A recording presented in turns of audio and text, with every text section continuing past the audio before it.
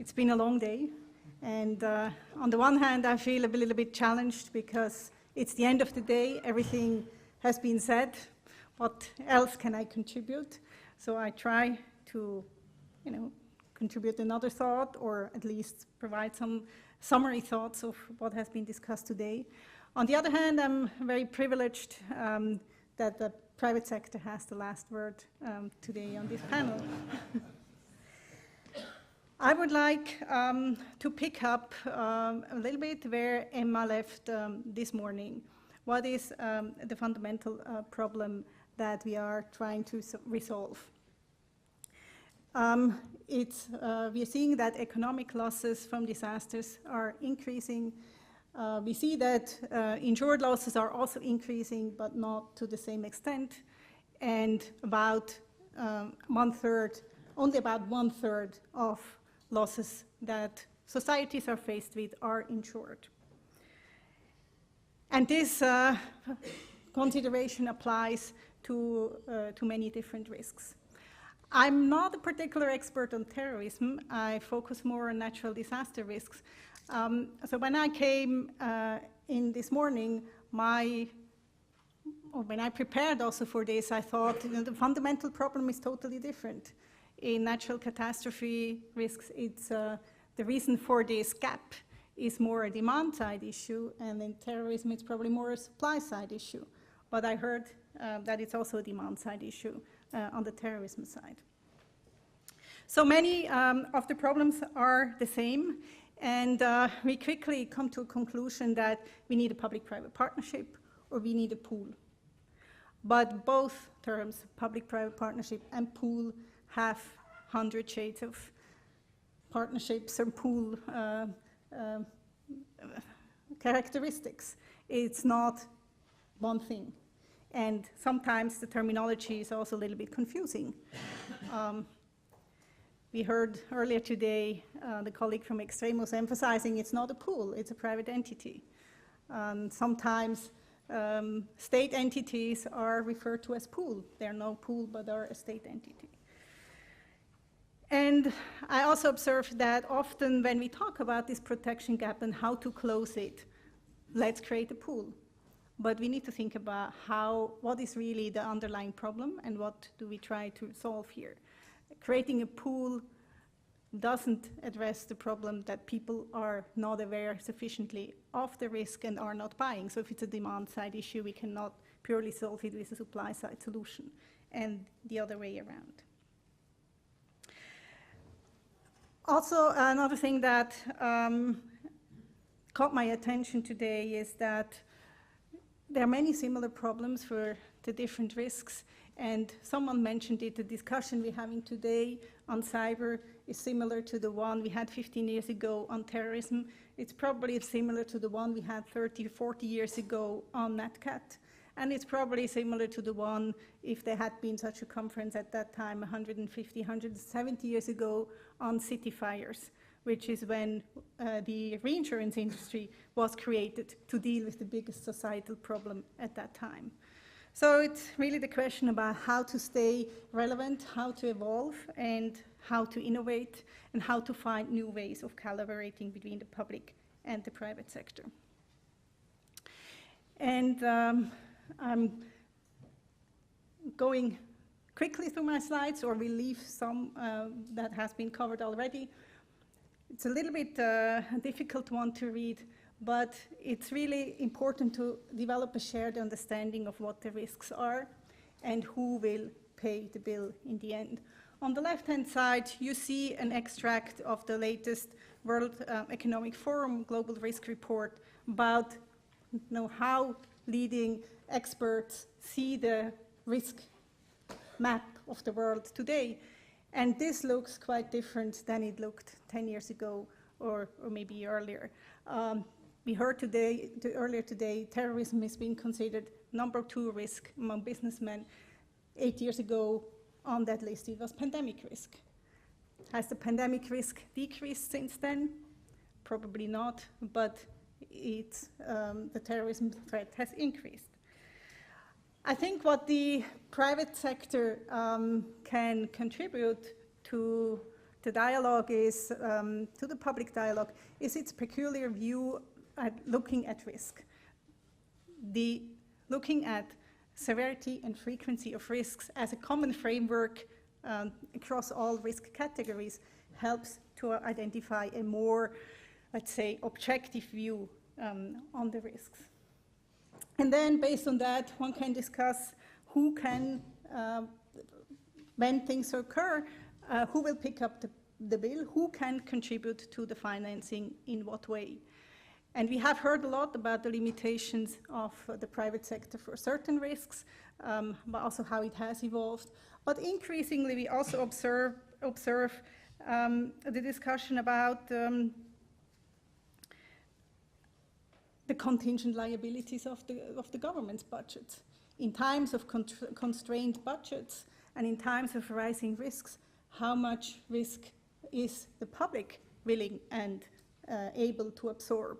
And should it bear all the risks that it is currently borne, or could it transfer some of the risks that it's currently holding back to the private market, who over time has to develop the capability of bearing those risks?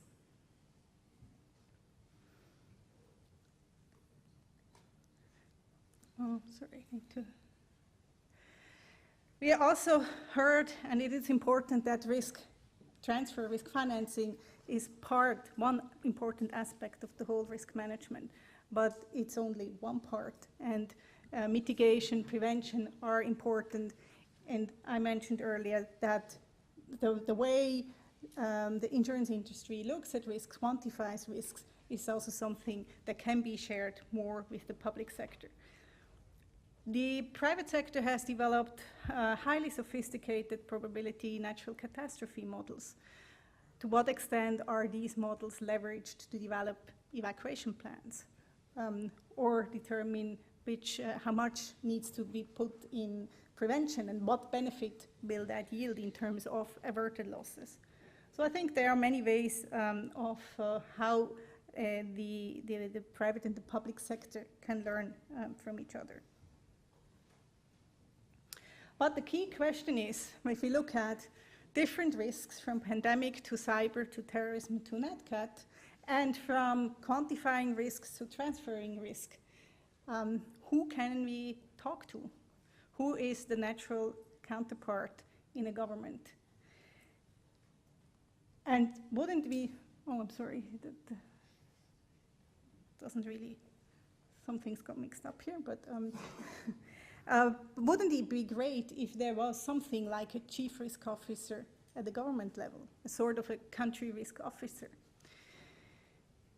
I think also in that concept, we as an industry can contribute. We have made huge progress in terms of risk management, and the concept of a chief risk officer in an organization has also evolved over the last 20 years. So a country risk officer in a government could work jointly with the private sector in establishing these risk maps, in quantifying the risks, and establishing the frameworks for collaborating and establishing the right setup, which risks can be borne by the private sector, which risks need to be taken care of by the public sector, and for how long. This leads me back to the question on public-private partnerships and the many shades of public-private partnerships that exist. I would like to start here with what role can governments play in the insurance sector? Or do they actually play? It's a very rough simplification, but it does provide some criteria or characteristics to classify different systems. Governments can act as more rule setters, I call it. On the one hand, for the insurance industry, we know the solvency standards, product characteristics in a broad range, but also building codes or land zoning as regulatory measures that help manage certain risks. We see that role largely, and I have here just listed natural catastrophe examples, but we could find the same examples on terrorism risks. For example, in Germany, for flood, the role of the public sector is very much limited to this. The same in Italy. But this may not be enough. These are two countries where actually the insurance penetration for natural catastrophe is fairly low. But then, what is another step? The government can help facilitate an insurance market in the sense of it can make such covers compulsory. It can provide more information, data about the actual risks, can invest in education and awareness raising. There are examples for this type of intervention as well, and this is often necessary to stimulate the demand. Then we have heard the two examples where the government, in the end, acts as insurer or reinsurer with CCR in France and CCS in Spain. It can also be that the government provides a guarantee for very high risks. And I think this is something that evolves over time. The capacities that the private market can provide, they develop over time. It has been mentioned earlier this morning that the private market cannot immediately develop or provide billions of capacity for new risk. It has to learn and adapt and adjust. And this is what has happened in the field of natural disasters.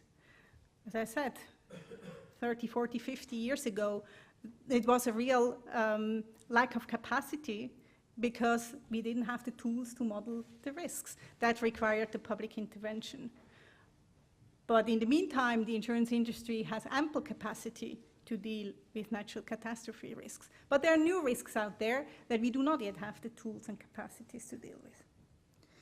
And the last category I have here highlighted is that we see actually increasingly governments buying insurance for risks that they have been keeping on their balance sheet in the past, especially in the fields of natural disasters. I mentioned here government, but also China is starting to actually transfer those risks to the private sector. So there are many different examples. I'm not going through this in detail. This is just an attempt to classify the homeowner schemes for natural disasters according to whether it's optional or compulsory and purely private or with public sector involvement organized. You will get the same picture for terrorism solutions and many other solutions. And here, you can read this later. It's an overview of recent public-private partnerships in the natural catastrophe field or agriculture field that have emerged around the world, innovative schemes where the public and the private sector work together. Let me conclude with some key considerations for public-private insurance solutions. As I said at the beginning, it's very easy to say, okay, we have a problem, the gap is too big, let's create a pool. But I think it's really important that we look exactly what is the problem that we try to resolve. Why is there a market failure? Why is the private market not working? Is it more a demand problem or a supply problem? Is it because fundamental principles of insurability are not fulfilled? And what can be done to overcome these challenges? And then see what is the best insurance mechanism to address it. Do we need compulsory schemes? The question about affordability versus using risk-based pricing that actually gives a price to the risk and informs decision-making and prevention efforts, etc. It's also a very fundamental decision in many aspects. And then what exactly are the roles of the public and the private sector? What can the private sector fulfill? Where does the public sector needs to step in? So, in a nutshell, I think it's very important that the private and the public sector work very closely together.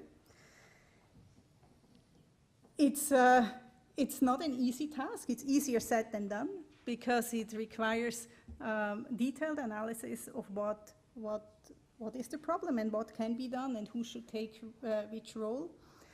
As an industry, we need to engage much more in this dialogue. We need to invest and also understand the public sector and reach out and seek out ways we can offer our knowledge and tools. But we are private and commercial companies. We can't give everything away for free that we have developed, but somehow this knowledge needs to be made available. And how can we best engage with the public sector? As I said earlier, such an idea as a country risk officer could greatly facilitate the dialogue between the private and the public sector. Thank you very much for your attention.